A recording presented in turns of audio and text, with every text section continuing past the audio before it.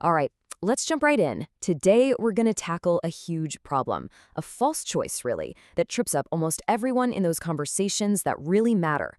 We're going to build a completely new way to think about communication, not as some kind of performance, but as an act of design. We're talking about the architecture of influence. You've been there, right? I mean, we all have.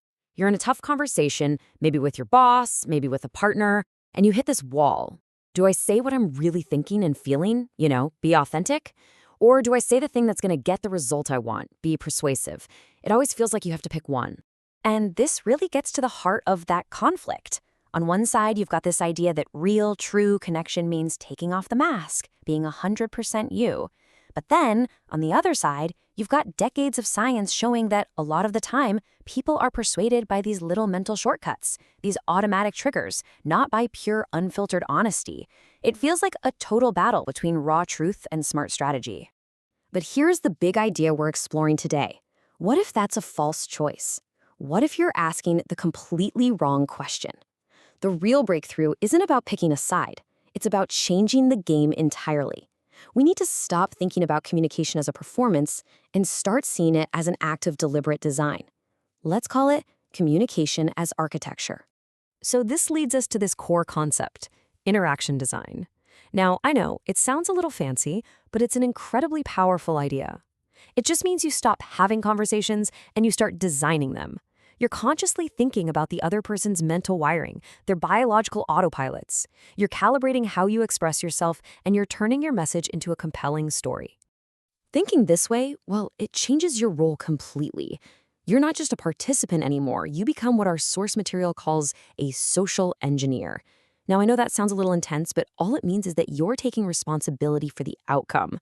You are consciously building a bridge between what you intend and what the other person actually hears. You are the architect of the conversation. So if we're gonna be architects, we have to know our building materials, right? And the most fundamental material we have is our own brain. We've got to start by understanding that biological source code of how we interact with each other. And that means, first, navigating your own inner autopilot. This idea comes straight from Robert Cialdini's classic book, Influence. He calls it the click-whir response. Think of it like this. Someone at a store hands you a free sample. That's the click. And then, suddenly, you feel this weird obligation to buy something. That's the whir. These are our brain's automatic shortcuts, and they're designed to help us navigate a super complex world without having to stop and analyze every little thing. So why do our brains even do this? Well, honestly, it's a survival mechanism. We are just flooded with so much information every single day that our brains have to use these shortcuts to keep up. It's not a bug in our system. It's a feature of being human in the modern world. And here are some of the most powerful click triggers out there. Things like that deep need to repay a favor, that's reciprocation. Or our desire for things that are rare, that's scarcity. We also have our automatic trust in experts, our instinct to follow the crowd, our tendency to agree with people we like. These forces are shaping our decisions all day, every day, usually without us even noticing.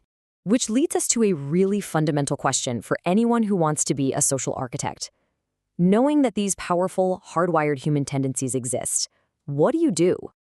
Do you try to pretend they're not there and fight against them?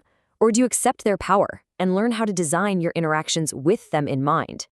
Okay, so if the goal is to design with these forces, not against them, how in the world do we actually do that? Well, that brings us to the next step. Engineering trust and impact. This is all about taking that knowledge of our inner wiring and using it to consciously shape how we connect with everyone around us. This brings us to a really fascinating paradox. We tend to think that authority and trust come from being perfect, from having it all figured out. But actually, the opposite is true. Real trust often comes from what's called engineered vulnerability. This just means strategically showing your work, sharing how you got to an answer, letting people see behind the curtain a bit. That messy human process builds way more trust than a polished, perfect result ever could. But, and this is a really critical distinction, not all vulnerability is good. There's what you might call incompetent vulnerability. Just venting, oversharing, complaining. That kind of stuff actually destroys trust. But then there's competent vulnerability, sharing the how and the why behind what you do. That is what builds incredible trust and demonstrates real expertise. This idea from Austin Kleon's book, Show Your Work, just nails it. The process itself, the journey, becomes something valuable. When you share that stuff generously, You're building real connections and offering a type of value that a finished product all by itself almost never can. Okay, that's enough theory. How do we actually do this stuff? Let's get really practical. Here are 3 blueprints you can start using today to think and act like a social architect. So here they are, our 3 blueprints. The first one is going to finally solve that authentic versus persuasive problem. The second one puts that whole competent vulnerability idea into action. And the third taps into the raw power of storytelling. Let's break them down. So blueprint number 1 is style flex with a core, and this solves our problem from the very beginning. It means you adapt your communication style almost like a chameleon to connect with the world of the person you're talking to. But, and this is absolutely key, you always operate inside the boundaries of your non-negotiable core values. You flex your method, never your values. Blueprint 2 is where that competent vulnerability thing comes to life. Instead of just giving someone your final answer, you share how you got there. Now, this is kind of genius because it actually triggers 2 of those mental shortcuts we talked about. By sharing your process, you're giving a gift, which makes people want to reciprocate. And at the same time, you're showing your expertise, which builds your authority. And the third blueprint is all about story. It's called building narrative avatars. So instead of walking in and saying, "Hey, I need you to do this for me," you frame the whole conversation as a shared journey. You're saying, "Look, we've got a challenge in front of us, and I think together we can solve it." You're not making a demand, you're inviting them on a quest.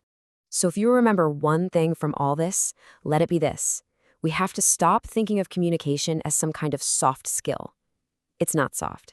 It is a rigorous, technical, and incredibly powerful design discipline. It's the architecture of how we connect with each other, build things together, and lead. And all of this leads to a huge final question for our time. As AI gets better and better at pure logic, the truly human skills, the ones that matter most, will be things like connection and influence. So as we get better at being architects of human emotion, what are the ethics of that power? That's a big question, and it's one worth thinking about.